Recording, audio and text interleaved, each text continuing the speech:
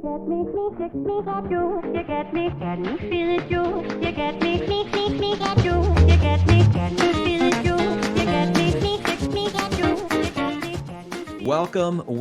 We are talking politics and religion without killing each other. I'm your host, Corey Nathan.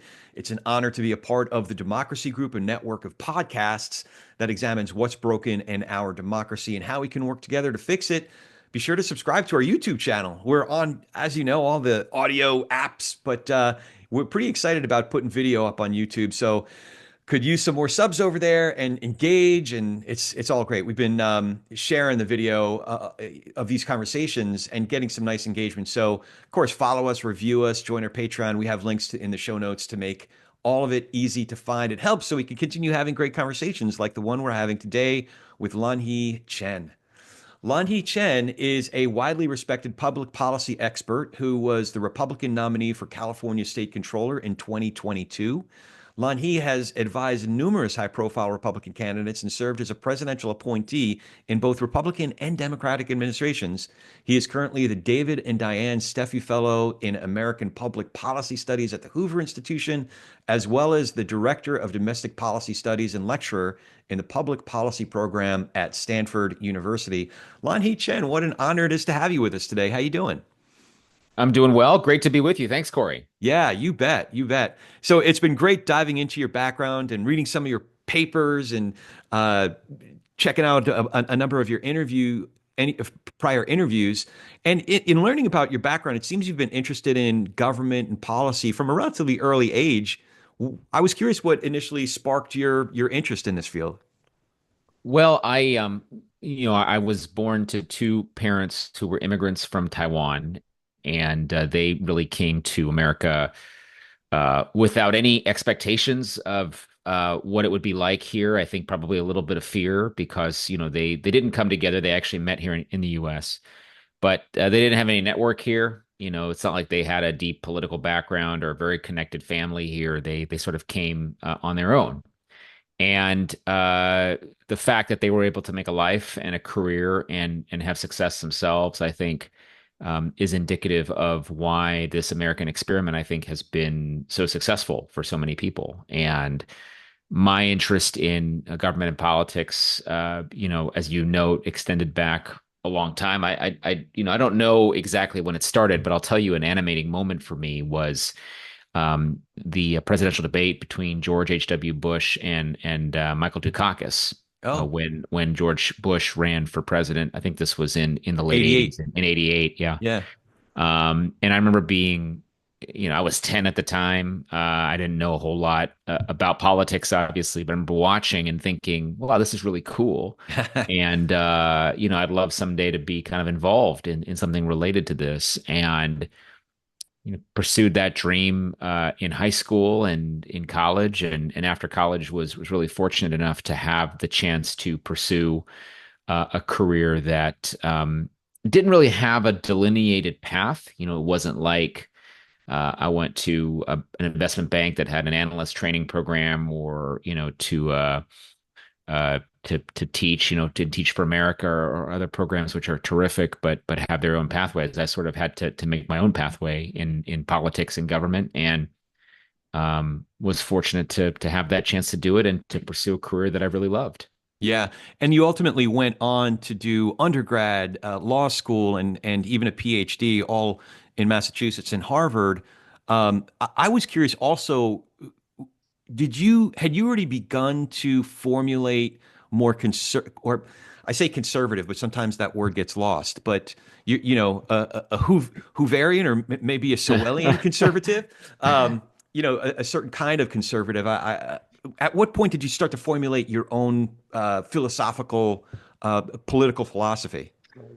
Yeah, it's a good question. I mean, I think I felt that way in starting in high school, probably, and a lot of it for me came down to, I think in the mid 1990s, which is kind of when I began to come of age politically, I think there was a lot better sense of, for example, what the appropriate role of government was, the promotion of values of opportunity and individual responsibility, and the importance of freedom and how our society is ordered around a system of government that respects the desire and will of the governed, and there's a response mechanism for people to react to what our public officials are doing, and that's in the form of democratic elections. All of these things to me were of great value and part of a worldview that was formed at the time, and I think has been shaped by experiences and work that I've done and people who I've had the fortune of interacting with over the years, and those are all things that have helped to shape and influence my point of view. But I think I don't ever recall having a different set of values around things I believe the right roles are for government and the right relationship is between the governed and government. Yeah, I mean it's gone back some ways. I'm wondering if 10-year-old Lanhee was watching that Dukakis H.W. Bush, H.W. Bush debate and already beginning to lean in a certain direction, so that by the time you started reading, I don't know if you were reading Burke or maybe watching some of those William F. Buckley debates, or I'm curious which if you were influenced by some philosophers or political thinkers, and if so, who were some of the more influential ones for you? I wasn't reading Burke or anyone else at that time. I did Not at when I 10 got years to old, I would imagine, but when I got to freshman political philosophy and then read more extensively Jean-Jacques Rousseau oh, uh and John Locke and some of the thinkers around the founding. Um, had the opportunity to interact with a lot of those texts and form a worldview, a more well-informed worldview, let's just say, when I got to college. I will say this. I remember in that debate actually being quite drawn to the vision of conservatism that George H.W. Bush put forward. And I think in some ways his son carried this on. I was proud to serve in his administration, his son's administration, Bush 43. The concept of a conservatism rooted in compassion mm, and a really deep and abiding love for our fellow citizens and our neighbors that I think we are, as a matter of my faith, called to do and called to behave in a certain way and to really um, place value in those things. And I was very drawn by that notion. I think there's a tendency over the years for some to critique conservatism as being overly harsh yeah, or somehow sort of uh anti-compassion. And yeah. and that's just not the vision of conservatism that I was drawn to or that I found most appealing or that I've tried to espouse and advocate for during my time in public life. So it is sad to me a little bit the ways in which conservatism has been expressed or looked at over the years, because that was really what I remember most about that debate, was that vision of the shining city on a hill that was very Reagan-esque, but certainly Bush himself also really espoused that perspective. Yeah, during Bush 1 and Bush 2, Jack Kemp was a very influential figure Yeah. legislatively and was very much, from what I understand, a mentor to someone like Paul Ryan, who carried on in that tradition. But also, I think somebody who it's fair to say carries on in that tradition is Mitt Romney. Did you first get on Romney's radar when you were in Massachusetts, or how did your initial introduction to him happen? Because you Yeah, ultimately I went on mean, to be a key policy advisor and worked pretty closely with him. yeah, no, I did, and it was one of the great privileges of my life to have worked for and with and closely with him, and to continue to consider him a friend all these years later. Um, yeah, we actually first engaged around his efforts at healthcare reform in Massachusetts. I was actually at the Heritage Foundation at the time, and that was a think tank that had some considerable influence on his healthcare plan in Massachusetts. Mm. By the way, it's an accomplishment he's still very, very much proud of. He spoke of it when I saw him just a few days ago at his farewell speech to the Oh, U.S. Senate, and we had a yeah. little party for him the night before, and he spoke about it with great pride, as he should. It's a significant accomplishment to solve a really vexing problem, which is how do we expand access to quality, affordable health insurance for more Americans. In any case, that's when we first met. I had the privilege of serving as his domestic policy chief when he ran for president in 2008, unsuccessfully losing the nomination to John McCain. And we kept up over the years, and then in 2012, when he ran for president a second time, I was served as his policy director and chief policy advisor, and one of the senior strategists on his campaign, and that was a transformational experience for me professionally. To have the opportunity to get to learn from and know him, but also to develop a network of people involved in politics and policy, and people who are still dear friends to this day Yeah. from that campaign and from that effort. So, I have great pride and great admiration for the time that I spent helping Mitt, and always will over the years. I'm fascinated by how relationships like that come about. How one it's a little easier to track with when somebody is a staffer and then they kind of rise up the ranks to chief of staff to a politician, then they perhaps run for office themselves. But sometimes it comes about, I don't know, maybe Governor Romney at the time came across your dissertation, for example. So how did that career? You also were a key policy advisor for Marco Rubio. I'm always fascinated by how that all comes about. How one builds a career like that. Well, some of it is you build a certain amount of trust with a principal, and you have a worldview that's aligned in a lot of ways, and you get along. I think that's it at some level as Yeah. well. For me and Romney, we spent a lot of time together during the course of those campaigns, and some of it very intense time, and I think something about Romney in particular is that I think everyone understands he's a really smart guy, but maybe what people don't understand is the degree to which he does want to know about the details, the degree to which he is very deeply enmeshed in the policy um, proposals and ideas that he has had over the years, and that for me was great, to be in the position to be advising him on those issues. It gave us a lot of time together, but it also allowed us to understand each other really well, I think. Mm. And so, that set of relationships and the work that we did in the 2012 campaign is what led me to help Marco Rubio when he ran in 2016. Is I felt he was in many ways an extension of the same kind of policy thinking. Yeah. A desire to lift up people by creating economic opportunity. And I think that was the core of Marco's message in 2016. And I've continued to have great respect for him over the years. And now he's obviously in a position of potentially great influence if he's confirmed by the Senate as our next Secretary of State. And I could not be happier for him, and feel very strongly that he's someone who will be a great leader, continue to be a great leader in the conservative movement and the Republican Party going forward. It's interesting that it's a really interesting compare and contrast how now Senator Romney and Senator Rubio, perhaps in the future Secretary Rubio, have dealt with the unique challenges of the Trump era. They've dealt with it in very different ways. Senator Romney has definitely held true to his philosophical moorings, even while being ruthlessly attacked by Trump and MAGA establishment figures. Senator Rubio has been more accommodating, openly supportive of Trump, even with some of Trump's worst offenses.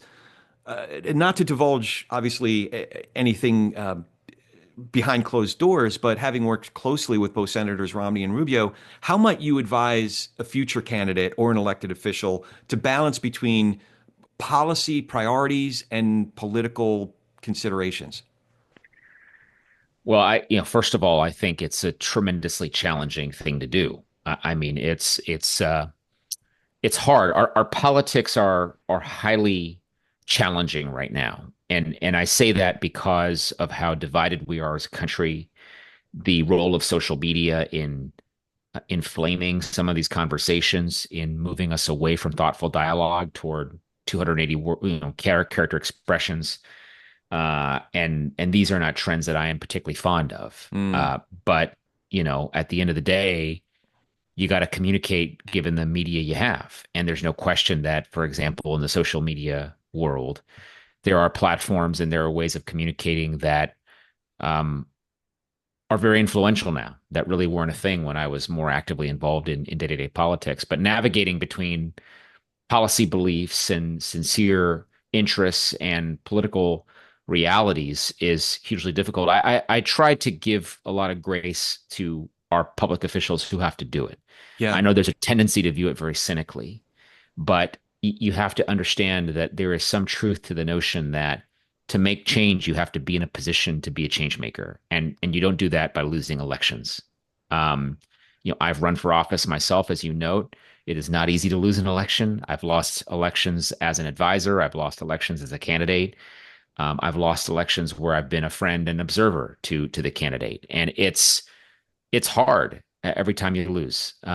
So not to place primacy on the value of winning, but I do think it's important to understand the motivations, even if they're not perfectly pure, are understandable in some cases. So having to navigate between the politics, the reality of politics, and a desire to make change in a positive direction, it requires a very, very challenging balance, particularly in our day and age.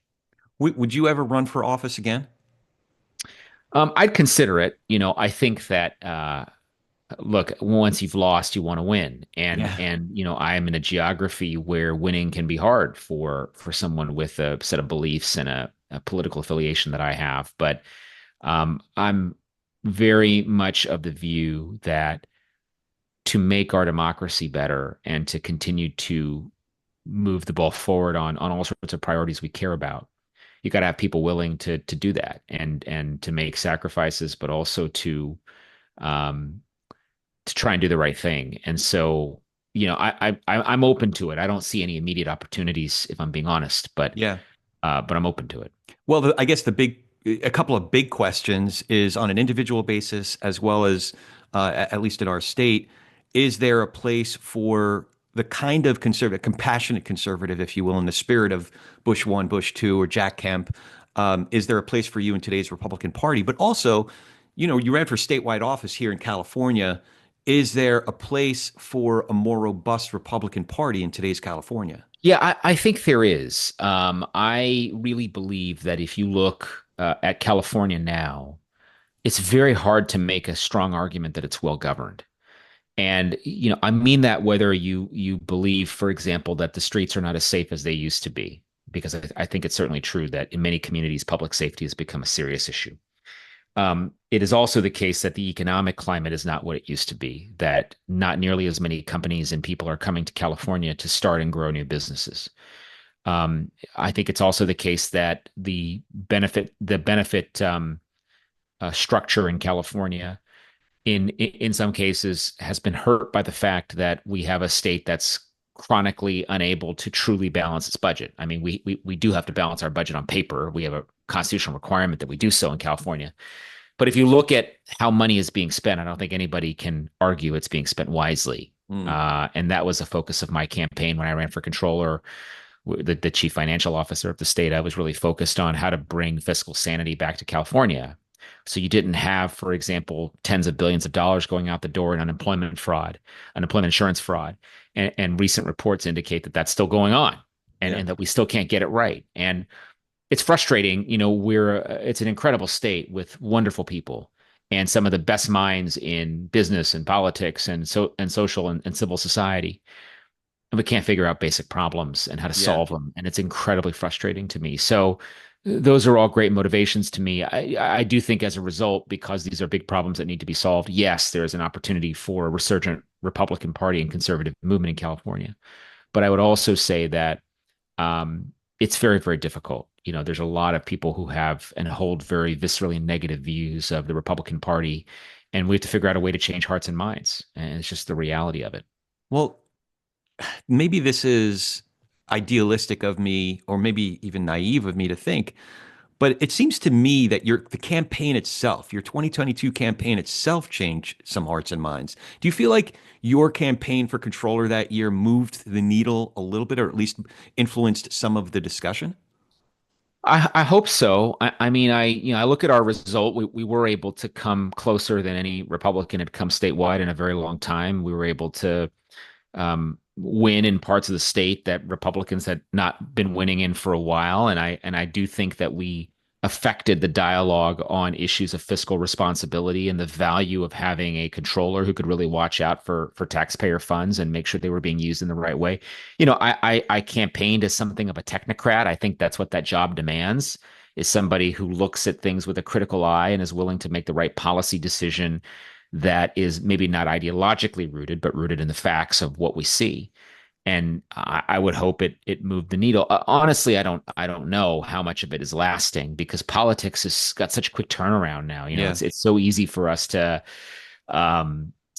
just have a thought and forget about it a few minutes later. And I would hope that some of the effort to push for that accountability will remain, and that if others run or others are fortunate enough to serve in those roles, that they will try to espouse some of those values and make some of that positive change.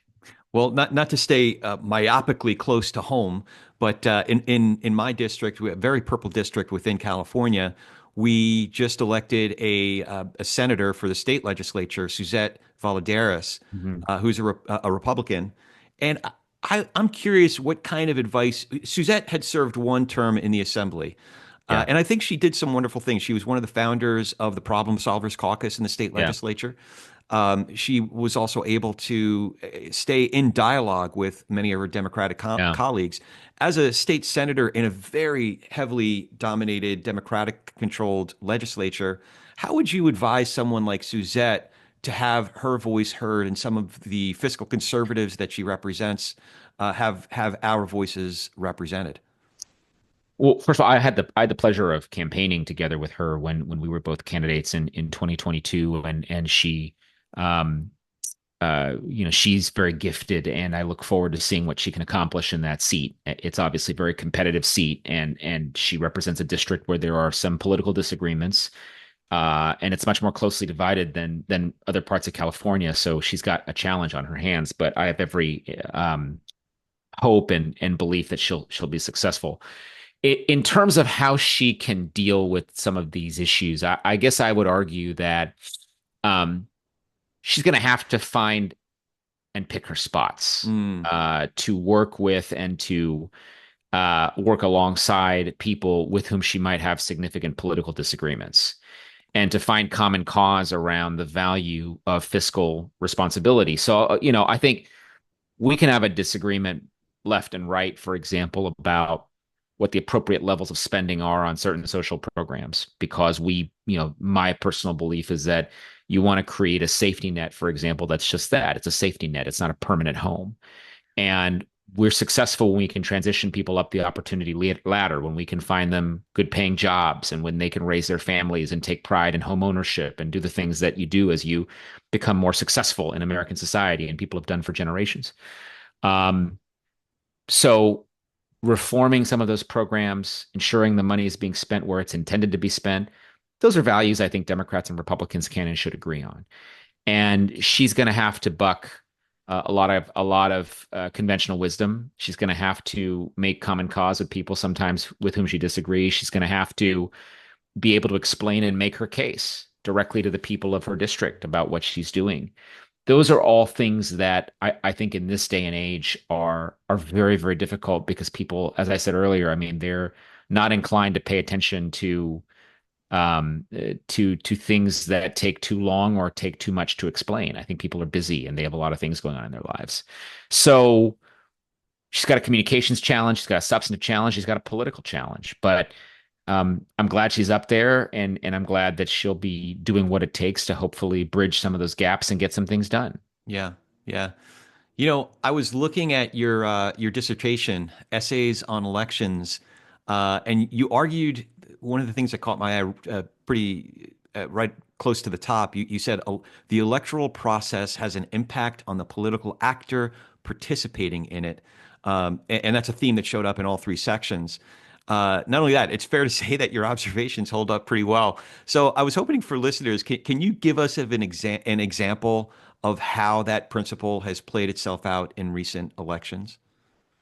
Well, first of all, you're probably one of like five people to have read my dissertation, so I found it congratulations. fascinating. I really did. It was great. um, um, yeah, look, I think that political processes create the predicate conditions for people to participate in them. Hmm. And I if I recall correctly, I think that was a sentence in reference to a chapter on judicial elections and the way in which judicial candidates are impacted by the system of selection that they find themselves in. And we have a fascinating country. Not to take a detour into my dissertation, but we have a fascinating country in the sense that we select judicial officers differently depending on where you are Yeah, geographically. partisan So elections, nonpartisan yeah, elections. exactly. So in California, we have retention elections. So most judges are generally selected by the governor, and then they stand for retention election every few years. In the Northeast, judges are selected by merit panel usually and have life tenure like they do on the federal bench. And then in some states, they stand for overtly partisan elections. So if you go to Texas, you can vote for the Republican judge or the Democratic judge, which I thought was kind of funny, but it's fine. There's cultural differences across our country, that's for sure. And as a result, the system of selection has an impact in many different ways. The one that I studied specifically was what the impact of the system of selection was on substantive legal outcomes. So, does the system of election have bearing on, for example, whether a criminal conviction is more or less likely to be overturned on appeal? The top line there is it does. It has an impact. But in the same way, the system of selection will have an impact on the kind of people who pursue office and the kinds of incentives that those people have. And how they So if conduct campaigns. yeah, so if you've got a nonpartisan selection system, the kinds of things you're signaling in that system are going to be very different than if you're participating in a partisan election system where maybe all people care about is your partisan affiliation. Yeah, And it goes to shaping not just the kind of campaign you run, but the kind of people who end up running in those systems. You have some people who would gladly run in a nonpartisan system who wouldn't touch a partisan system with a 10-foot pole. You have right. people who would win in partisan systems that would never be able to win a retention election or be selected by a merit panel. It just sort of depends on the system. And so I guess the basic point is institutions matter. Institutions shape the kinds of people who sit in them and who run for office and are successful in those contexts. And so, there's tons of recent examples, I suppose. But I mean, if you think about California elections as a microcosm of that, um, we have a system of selection in our primaries, which is not partisan by nature, but we select the top two regardless of partisan affiliation. So you can have a primary where two Democrats emerge or two Republicans emerge, depending on the Yeah. district.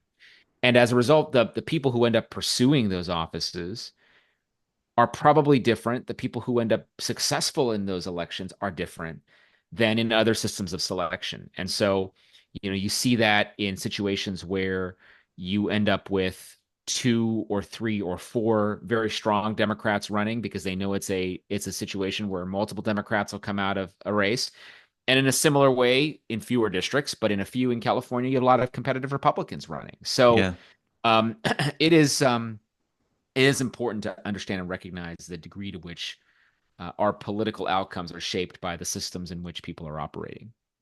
So more broadly speaking, I've had the pleasure of speaking with a brilliant academic, Danielle Allen, about some of the electoral reforms that she's been writing about and advocating for. Ron Steslow has also been speaking a lot on politicology about the differences between ranked choice versus open primaries, redistricting. Um, are there certain types of reforms that you're more bullish about today? Well, so as a general matter, I think the jury is out on the open primary in terms of whether they produce more moderation. I think that was the concept, and some political science research actually indicates that they don't or they haven't. Oh, that's Um, interesting. yeah, but in California, I think the evidence is still relatively recent, and I think we need a little bit more to really determine if that conclusion is proper or not. Ranked choice is potentially interesting, but also potentially very confusing to Yeah. voters. And so I worry a little bit about overcomplicating the system. I guess the reforms that I am in favor of most that I'm most excited about fall into two buckets right now. One is sort of transparency reforms that have less to do with elections and more to do with governing Mm, and the importance of ensuring that our public office holders govern in a transparent manner. that we understand, for example, all of the trade-offs that go into a piece of legislation so that we aren't seeing stuff shoved in there in the last hour that nobody understands or really gets or sees until they're voted on and they become law, which is a little bit scary. Um, Aside from that, in the electoral pathway, I actually think we need to depoliticize more offices if we can. So Oh, California is a great example of this, where, I mean, the office I ran for, controller, should it really be a partisan office? I mean, if you think about it, it's one of these offices that the goal is to be a watchdog. right. And, does it really matter what party you come from? I mean, I can make an argument, as I did, that coming from the opposing party is an advantage.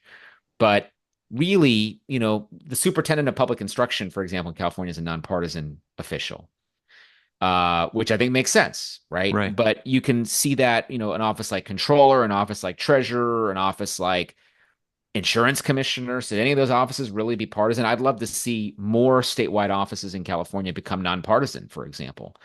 That's a reform that I think would help to drive out some of the politics from offices that I think fundamentally should be less about politics and more about acting on behalf of the public interest. So um, those are the kinds of reforms I think about, but I'm not necessarily a huge advocate of some of these more fundamental systemic reforms. I mean, I think it's a fun debate and a great intellectual discussion, but in practice, it's not clear to me that they produce the kind of outcomes that we would expect or want.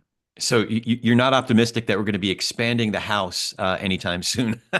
No, I mean, there've been proposals, for example, to expand the California legislature massively and to create Mm, community councils. And I mean, those are all things that I think have merit in the theoretical world, but then when you apply them to the reality of where we are politically, I think they become much more challenging and probably a lot less satisfying. yeah, yeah. All right. So I have to ask you about this upcoming administration. I've heard you describe Trump 2.0 after he named JD Vance as his running mate as a shift in a neo-populist direction. Can you tell us what you mean by neo-populist? Yeah, I mean, look, I think that a lot of American politics has become more populist. And what I mean by that is that the bias for activity is against certain entities and in favor of individuals. And that's not always a bad thing, by the way. I mean, Yeah, I think that sometimes when people use populism, they use the word derisively. I certainly don't mean to do that. I think it's actually in some ways a welcome change because the Republican Party had probably gotten too corporatist mm, and it had gotten too pro-business, as it were. And it wasn't about business for the power that business has to create opportunity for people. It was about business for the sake of business, which I yeah, don't think benefits anybody. So what I mean by neo-populist, I guess, is a concept of populism that is not just sort of from the populist movements of the 19th century and the early 20th century, for example, which you can caricature. But the way I tend to think about it is populism in this sense is turning traditional points of view on Republican issues in a direction of thinking that focuses more on uh, the people as beneficiaries versus entities as beneficiaries. And, I think it creates a lot of potential opportunity to think creatively about a whole host of economic policy issues, a whole host of labor policy issues. How we think about trade, I think, has been fundamentally upended over the last decade. That's a shift, by the way, that's been the single biggest, I would say, issue shift I've seen in my life, which is the consensus on trade has changed a lot between the mid 2000s, late 2000s, and where we are today in 2024. So, yeah, I mean, look, I think it'll be really interesting to see what happens with the Republican Party going forward and how much of this change is specific to the time we're in, yeah. to the leadership structure we're in, versus something that's more enduring and long term. Reading the healthcare paper, the policy paper that you wrote, I appreciated that you were trying to make a coherent projection on what policy could look like, at least in healthcare, coming up in this next term, based on what happened in the prior term. But is there any coherence to Trumpism from a policy standpoint? Yeah, it's a great question. I mean, I don't, look, I think that coherence, we are in a state of our politics now, where coherence is probably overrated. Um, Gonna make a and what bumper I sticker. and Coherence is yeah, overrated. I mean what I mean by that is that I think that the days of ideological purity, one way or the other, are long gone. And so, I hear some of my friends in the Republican Party sometimes lament that, well, this exact point that they feel, for example, like economic conservatism, anti-statism, anti-big government, whatever you want to call it, that framework is dissipated and it's been replaced by something else that's, not as consistent. And the thing I say is that, to some degree, political parties have always been about how you put inconsistency together. Political parties are coalitions, right? They're coalitions of people who think differently and feel differently, but maybe are united by one strand or one point of view. And I don't think that's changed. I think that if that's the idea behind coherence in a policy agenda, I think there are elements actually that do cohere quite nicely together in the things that the president elect and his administration will do. And I don't know how traditional quote unquote conservatives feel about that. I think there are probably some elements of that they like and some they don't like, right? Yeah. But I guess I'm not, I think 4 years ago or maybe 8 years ago, the lack of a single coherent ideological structure bothered me. Oh, And interesting.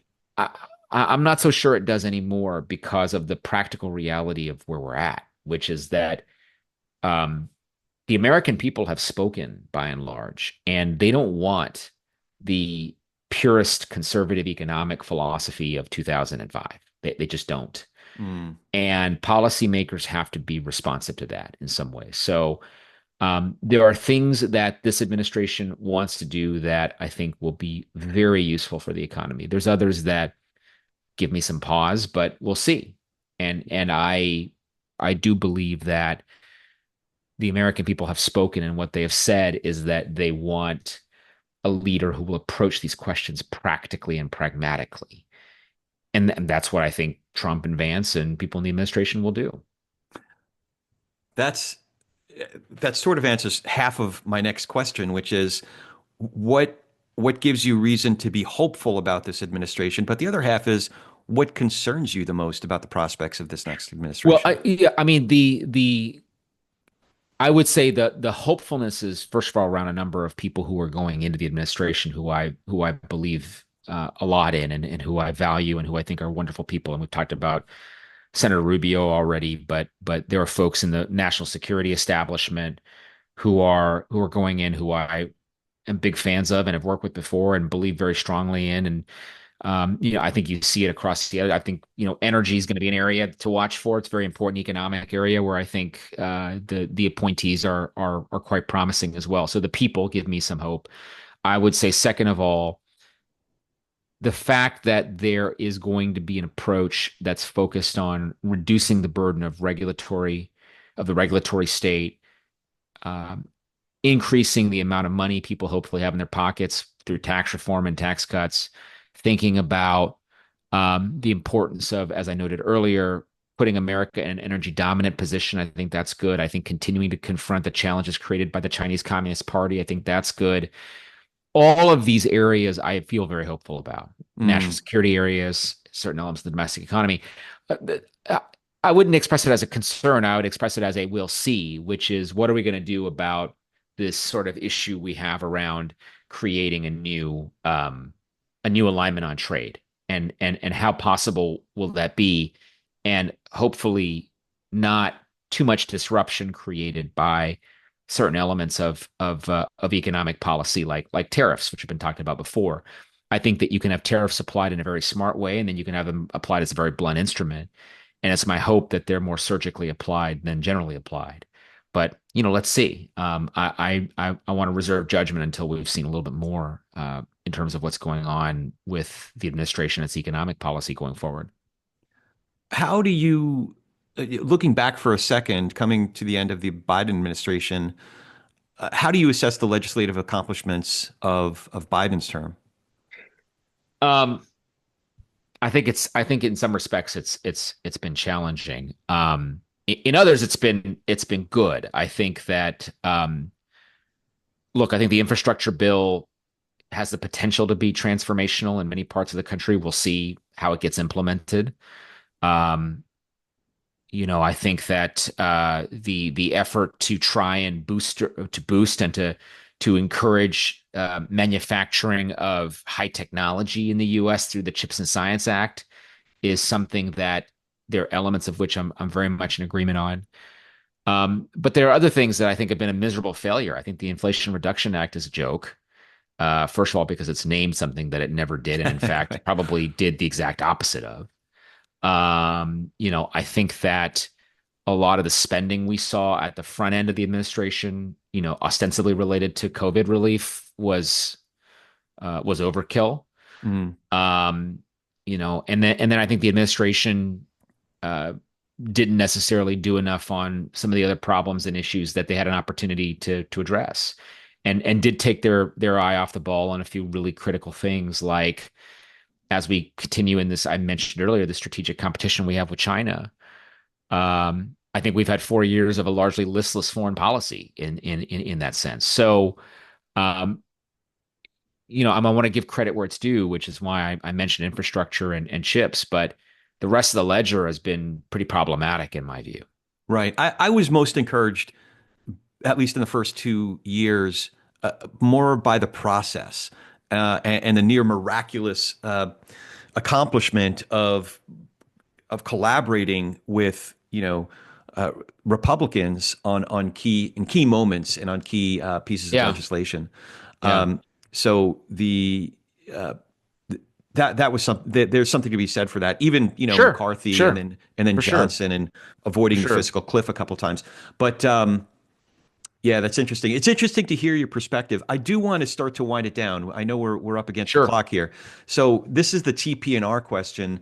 What do you think each of us can do to be able to share space with, have better conversations with, perhaps even nurture relationships with people across our differences? So it's people who have different backgrounds and beliefs than we do, who get their news from different sources than we do. How can we do better at talking politics and religion without killing each other? Or is it even possible? Well, it's a lot harder now than it was, I think, a few years ago, but it's not impossible. I mean, I have tried to spend a good chunk of my life in spaces where I'm with people with whom I disagree. Yeah. And whether that's bipartisan federal boards or living where I live with the people around me, um, talking to people of different faiths and different life circumstances, I think that's really important. And I think it's important to want to be in those conversations. I think the first and most important thing, Corey, is that we spend way too much time with people with whom we like totally agree. Yeah. And it's very comfortable and very pleasant to like constantly have heads nodding when you're talking about politics. But Right. I just don't think that that's necessarily productive for the country or for our society. And so I think getting into relationship and conversation and having an opportunity to have those kinds of relationships where you can have both tension and fun, I think is important. And so I do think that understanding people have different points of view, being willing to accept that that's the case. You don't have to capitulate, Right. but you should respect someone else's point of view. And you don't have to agree with it. You don't think you could be founded on the wrong facts or the wrong ideas. It's totally okay. Yeah. But a lot of times the tone and the tenor and the approach make a ton of difference. Right. And I just find that we have way too much of this like visceral, I disagree with you. I'm going to own you. I'm going to figure out how to shut you down. And, look, we've all been guilty of it at some point, I suppose, but in daily life, it gets very exhausting very Oh quickly. God. Yeah. And so, I just think trying to have a little bit of grace is important. For sure. Are there certain lines you just can't cross? No, there's maybe certain conversations you recognize, whether it's early on or somewhere down the road of the conversation, where you just say, "Oh man, you know what? We're just going to have to call it a day. Let's talk about the Dodgers or something. This Totally. ain't I going mean, well." the Dodgers are a great out for me because on that issue there is 100% truth, which is that they are the greatest team in baseball. We're gonna have to But end this conversation right now because but obviously it's the New York Mets. No, I'm just kidding. well, let's see about that. Well, it depends on who the Mets might score here in the next week, Can we get right? Soto? I hope we get Soto. Yeah, well, we Yeah. could turn this into a baseball podcast and have a lot of fun. Oh man. But and actually, the funny thing is that's people always say like, "Hey, what is it that you really want to do?" And it's like I really love to be, commentating on sports instead of politics because Okay, so that to me is much funner than politics most I'm of the time. breaking news right now. I just a buddy of mine who had come up through sport as a sports journalist and ultimately was the CBS news anchor here in LA. So he did, he kind of expanded his horizons to all of the news. But we've been speaking semi-seriously about doing an East Coast, West Coast sports show. He's a LA guy. Yeah. I'm a New York guy. So I pitched him this morning. I've been thinking a lot about how we do it. I want to call it the Coastal Elites Sports Project. But it'd be a ton of fun because Well, you would create a different set of coalitions, right? Than you would with a show on politics and religion and related topics. I mean, I think it's but yes, look, I think that having conversations is probably a good thing if you're willing to hear the other side, truly hear the other side out and try to have a constructive dialogue, right? yeah. But and by the way, it's much easier when you know people, right? Then you have the keyboard warriors who are flaming each other on social media. That's never good. But if you sit down and actually have a face-to-face conversation with someone, I tend to think it's pretty hard to not see the humanity in a conversation or in people, even if you disagree on the issues. Yeah, seeing each other's humanity, I think that's the key point, as opposed to taking one data point, who they voted for president, for example, Sure, and sure, deciding an totally. entire narrative about that person. Do you have any questions for me? What do you hope to get out of the podcast? I always, I had a podcast for a while and I did it because I thought it was a fun way to talk about issues I cared about and have my friends on with me. Yeah, What do you hope to get out of this?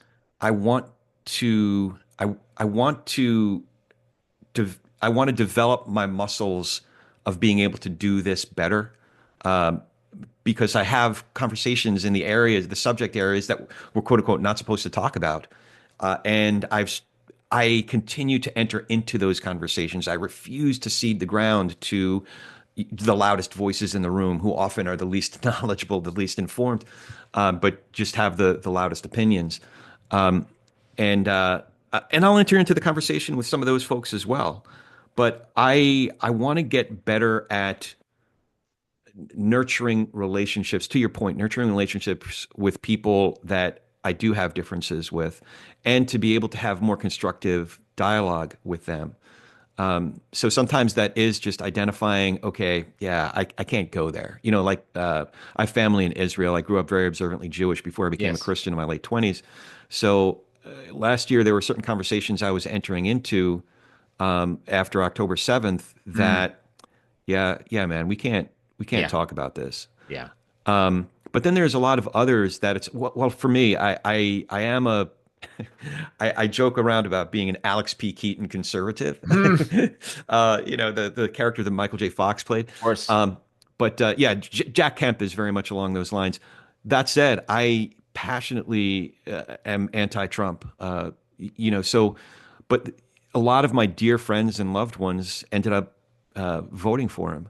So I want to be able to have conversations with folks who came to a very different conclusion than I did about that particular line on our ballots. So that's really what I hope to get out of it. If I'm kind of broadening the lens a little bit, maybe if folks are edified by the conversations we're having on this program, and some other folks can have more meaningful, less toxic conversations around these important issues. Great, great. So. Yeah, and we've had guests on that are just fantastic. Monty Guzman, who's part of the Braver Angels Hmm. organization, and David Brooks, his book last year. Yep. That we've had some folks on this program that I'm just still, I'm still reviewing what I've learned from those conversations. So, so far so good. And if nothing else, I get to hang out with really cool, smart people like you. So, Well, I appreciate it. I think that the goals you've set out are important, and I yeah, hope that you continue to make way toward those goals. thanks so much. So before we go, how can folks follow you and find more information about the work that you're working to do, and any future plans you might have, and all the great work that you're doing? Yeah, well, I always like to say that politics is all It's very hard for me to see the political conditions changing a whole ton in California in the next couple of years, but I believe we're headed in the right direction. I think there's a trend here. So, I'll make those decisions as they come. I don't have any right now in terms of my own political life going forward, but folks should check out the Hoover Institution website and look me up there, and you can check out some of my latest writing and research there. You'll also find me on Meet the Press on NBC, where I appear, usually once a month or so, talking politics and current events. I do some writing in various publications, probably some more California-based publications coming soon. So, I'd love it if people would follow. I'm on X. I don't post very much. I used to post a lot more, but to the point about social media, I find it difficult to express a lot of deep, coherent thoughts in a short number of characters. So I don't do as much there anymore, but it's at Lanhee Chen on X. Lanhee, this was a real pleasure. I'm so glad to get to connect with you. And hopefully we'll get to hang out in person, perhaps It'd be fun. in Sacramento or Silicon Valley, or if you're down here in LA, Or LA. Yeah. yeah, get It'd be you fun. to one of the great sushi places down here. So thanks again for doing this. I appreciate it. Thanks, Corey. And as always, if you dig what we're doing here, remember to follow this show, write that review, and now you can watch these conversations on YouTube and support us on Patreon. It's youtube.com/at politics and religion. Check it all out, subscribe, get some TPNR swag. Your support really does make a difference. So thank you for all of it. Now go talk some politics and religion with gentleness and respect, and have a great week.